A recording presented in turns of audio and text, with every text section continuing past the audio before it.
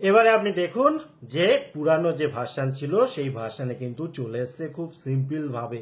বড় সমস্যা হচ্ছে এটা একদম কল ডায়ালারটা চেঞ্জ হয়ে গিয়েছে, আমাদের বুঝতে খুবই অসুবিধা হচ্ছে, ইন্টারফেস সব চেঞ্জ হয়ে গিয়েছে, কিন্তু চিন্তার কোনো কারণ নেই। এখানে দেখুন আমি নিজেই এটা কিন্তু চেঞ্জ করে নিয়েছি, দেখুন খুব সিম্পল এবং আগের মতো ইন্টারফেস রয়েছে।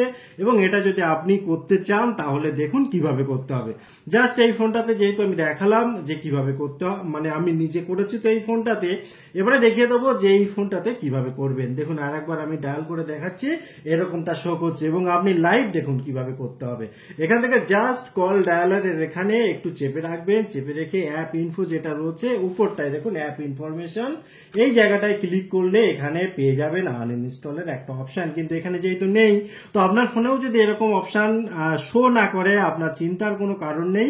আপনি এখান থেকে বাইরে চলে আসুন, আপনি গুগল প্লে স্টোরে চলে যান এবং এখানে সার্চ করে দিন, এখানে যে সার্চ বার রয়েছে যে কল ডায়ালার, এবং এখান থেকে দেখুন অনেক রকম অপশন রয়েছে, আপনি খুঁজে বার করবেন ফোন বাই গুগল, এখানে গুগল এলএলসি যেটা লেখা আছে এখানে, ঠিক আছে, এই গুগল এলএলসির এখানে ক্লিক করবেন। এখানে দেখুন দুটো অপশন রয়েছে, এখানে এই যে আনইনস্টল কথাটা লেখা আছে, আপনি চিন্তা কিছু করবেন না, জাস্ট এখানে আনইনস্টল করলে দেখুন কি লেখা আছে, যে আপডেটগুলো নতুন এসেছে সেই আপডেটগুলো আপনি নিতে চান না, তার জন্য এটা আনইনস্টল করছেন, বাট ওভারঅল কিন্তু অ্যাপটা আপনি উড়িয়ে দিচ্ছেন না ফোন থেকে, ঠিক আছে। এবারে যখন তখন এসে এখানে কিন্তু আপডেট করে নিতে পারবেন আপনি, সেটা নিয়ে কোনো সমস্যা নেই।